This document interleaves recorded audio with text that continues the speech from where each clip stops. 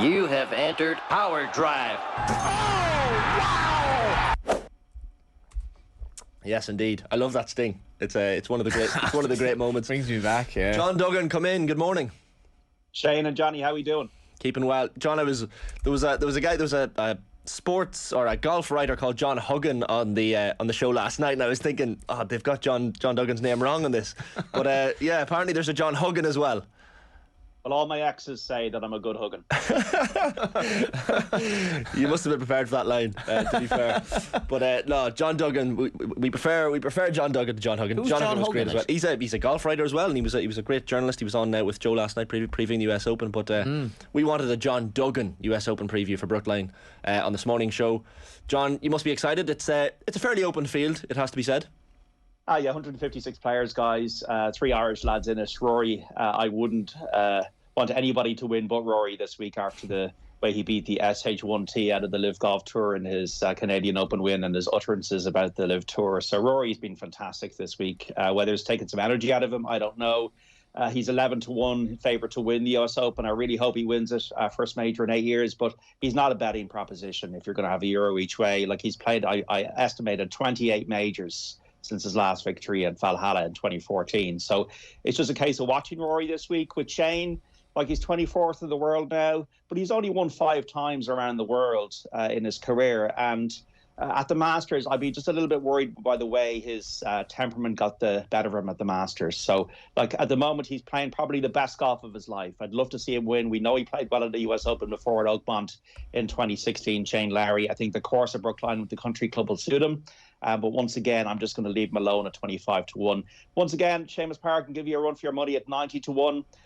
Played very well at small greens at Pebble Beach earlier this year, but once again, when the pressure came on, kind of faltered a bit. He's only won once. I think he's getting to learn major championships once again. He could give you a run for your money as he did at the PGA when he was in the top 10 at 90-1. But can I see an Irish winner this week? I hope so much that it will happen, but I'm not so sure. It must be for golf punters. Rory McIlroy must, represent a real dilemma, Jitty, because what is it, 8 years since he's won a major, yet he's favoured for this, and it must be that feeling like on a Sunday morning where you're like, maybe I've gotten this right, and then Monday morning you wake up, why did I get sucked in again? Yeah, well, that's why I'm not going to do it this week. He's a really good each way bet in majors because he got so many top 10s in majors. So even at the Masters, you would have made a profit. I think he was 18-1 for the Masters. You would have made a profit at the Masters for him finishing second. So if you're considering that this game that we do sometimes in pursuit of winners, all that, it's not about winners, it's about profit. So it actually, Virtual Insanity started with 1,000 virtually. It's exactly 1,000 virtually as we come to June. So it's been a funny up and down year. So, but we haven't lost any virtual money. So, like, there's 2 ways looking at it: that he's just going to flatter, to deceive, and disappoint you again. But on the other hand, if you're backing him each way to finish in the first 8 or 9 or 10, you'll probably make a profit. Like, I don't know what the stats are, John, behind. Like, I was trying to work it out the other day. Does winning the Canadian Open put Rory in better stead to win the US Open this weekend, or does it add to the pressure? I guess it depends maybe how the today goes, his first round, but it probably is quite difficult looking back to have won the tournament on the PGA Tour the previous week and then go straight into winning the major the following week. Yes, I read a stat, I think it might be in relation to the US Open, that it's never happened before, and that Arnold Palmer was the closest actually at Brookline back in 1963. So Rory, though, in 2014, when he went on that streak, when he won the Open in Valhalla, he won, I think, 3 times out of 4. So Rory does have the ability to ride streaks, and you see it in his body language. You see that kind of gait in his walk, the way he's like the Pied Piper and smashing the drives like PlayStation-wise down off the tee 300 yards. And that, like, his driving is such a huge thing for him because it puts him in a position to have a platform to attack courses that other players are finding more difficult. So to me, it's all about mentality with Rory. It's not about his game. It's about those 7-8 foot putts for par, and it's about him having momentum. So do I think last week is a negative? No, but I do think the US Open is a brutal test of anybody's mind as more as their game. And like, to play last week, to have all this being the front man for this PGA Tour battle versus Live, Rory needs to have 3 good rounds, and at the moment in majors he hasn't been doing that, so that's why I'm going to avoid him in terms of tipping him. So as you mentioned, John, €1,000, and you've broke even for Virtual Insanity so far this year. 11:45 a.m. start for the tea time, so we're just 3 hours away from the opening round getting underway at the US Open in Brookline.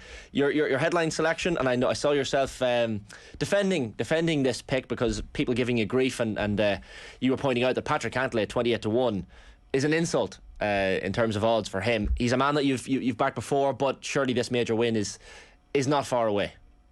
Well, people say that he's a guy who doesn't have a major pedigree, and he's only 30 years of age. He had, I think, 3 to 4 years out of the game with a back problem, and he had also his caddy and his best friend died. So he had to come back from a huge adversity, Patrick Cantlay, to become a player again. Like he was the top amateur in the world a decade ago. He won the FedEx Cup last year, so he's the best player of the PGA Tour last year. He's only got 2 top 10s in majors, and you're going to the well, Patrick Cantlay again. But if you don't stick with people, if you're zigzagging between different golfers every single week, you're never going to do anything in this game. So Patrick Cantlay, I think now he's come into 22-1 since I put him on the blog there a couple of days ago on OTBSports.com. Like, the only reason I don't think he's contended in majors is a lack of reps, as you would say. He hasn't played in that many majors relative to other players. He's had 7 top 10s and 12 starts this year. He's played well at courses with small greens, as Brookline does, and those courses were Pebble Beach and Hilton Head. He comes into this after a third of the Memorial, tied for third. He's able to find the right spots. He's pretty unflappable. He's dusted Shane Lowry in the Ryder Cup. And I think winning the FedEx Cup last year and facing down John Rahm shows that he's got chops to be the man in a battle. And he's won Jack Nicklaus's tournament, the Memorial Tournament, twice in close finishes.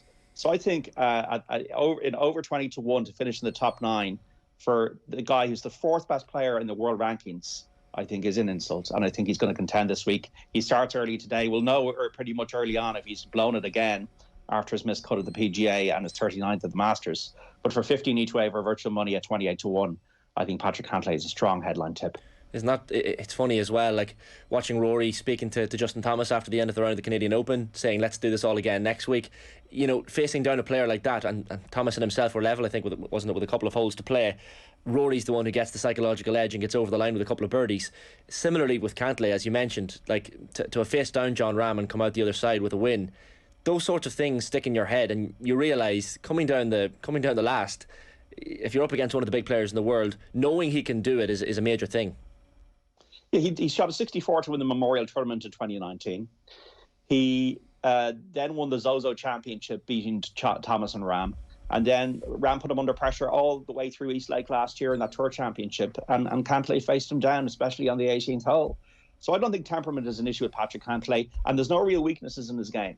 He's an excellent putter. He's brilliant around the greens, which you're going to need this week because these are small greens. And I just think the key thing about Patrick Cantlay is he has the ability in his mind to find the right spots around the course and plot his way around the course. And I think that's what's required this week. Very quickly, John, you might just run us through your other selections on Virtual Insanity for the US Open. Well, Xander Schauffele is a good pal of Patrick Cantlay's. He's 25-1 for 5 each way. He's the Olympic champion. So once again, he's had a big test in his career and he's passed it. Look at his US Open record. Tied 5th, tied 6th, tied 3rd, 5th and tied 7th in all of his starts to date. He's a US Open specialist. He's a good driver of the golf ball. He played well at the PGA. He's got a bit of stardust, I think, with Xander Schauffele. I think he's a good each way bet. Sung Jae Im of Korea for 40-1 for 5 each way. A relentless worker. He lives in the Holiday Inns. That's what the joke they make about him, because he's out there every single week. 3 top 15s in a row coming into this. 12th off the tee in strokes gained, and also 5th around the green. Brilliant ball striker. If the putts drop, Sung Jae Im can win this. And finally, Listowel in Ontario. I don't know if the Kerry people know that there's a place called Listowel in Ontario. But Corey Connors is from there in Canada, 55-1 for 5 each way. They're all talking about Matt Fitzpatrick this week, that he won the US Amateur at Brookline in 2013, but the man he beat in the semi-final was Corey Connors. Corey Connors is one of the most laser players with irons in his hand. He hits it so close all the time. The putting was 181st 2 years ago. It's now 75th. He's improved that. I think he's a dark horse, a good each-way bet. So Corey Connors, Sung Jae Im and Xander Schauffele, the each-way kind of selections. But the headline each-way tip, lads, this week on Virtual Insanity for the US Open is Patrick Cantlay. Great stuff, John. Thanks a million. Loving the Green Masters t-shirt as well, as always. Fair play. Thanks a million. All right, Jane, Johnny, take care. Cheers, JD. That is the US Open Virtual Insanity.